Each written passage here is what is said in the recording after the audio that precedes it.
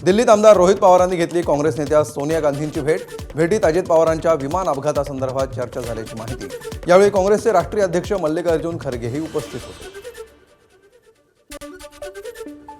भारतातील मॉरिशसच्या उच्चायुक्त श्रीमती शीलाबाई बापू यांनी घेतली भाजपचे प्रदेशाध्यक्ष रवींद्र चव्हाण यांची सदिच्छा भेट। दोन्ही नेत्यांमध्ये भारत आणि मॉरिशस यांच्यातील दृढ सांस्कृतिक आणि व्यापारी संबंधांवर सविस्तर चर्चा।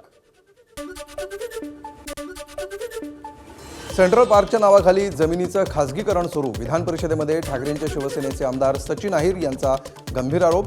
कोस्टल रोडला जेट्टी बांधली जात असून हेलिपॅड उभारलं जात असल्याचा आरोप। सेंट्रल पार्कवरील जमिनी मोकळ्या राहू देण्याची मागणी।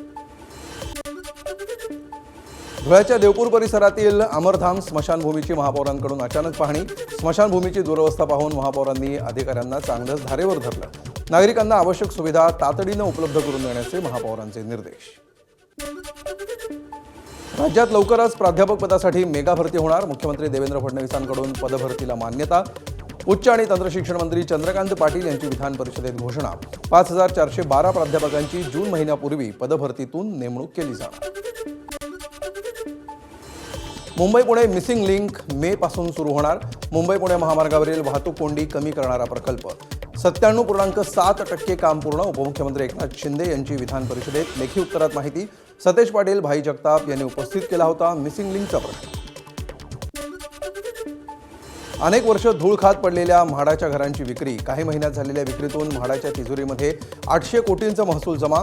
5376 घरांपैकी 3768 घरांची विक्री।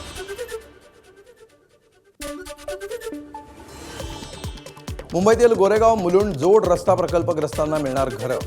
महिना अखेरपर्यंत कांजूर मार्गला घरं। 252 प्रकल्पग्रस्तांचं मार्च 2026 अखेरपर्यंत पुनर्वसन होणार। बांधकाम वेळेत पूर्ण करण्याचे महापालिकेचे आदेश।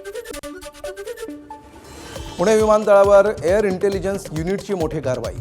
चॉकलेटच्या बॉक्समधून 8.71 कोटींच्या हायड्रोपोनिक गांजाची तस्करी करणारे 5 जण पोलिसांच्या ताब्यात।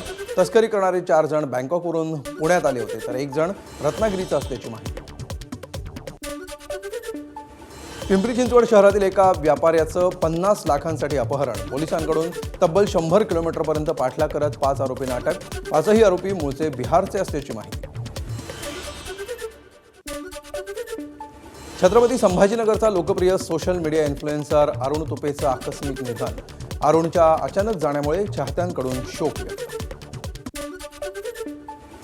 ज्येष्ठ अभिनेते सयाजी शिंदे यांना कुसुमाग्रज प्रतिष्ठानच्या वतीनं गोदावरी गौरव पुरस्कार प्रदान।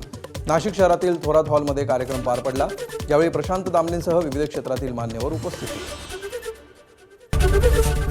एबीपी माझा, उघडा डोळे बघा नीट।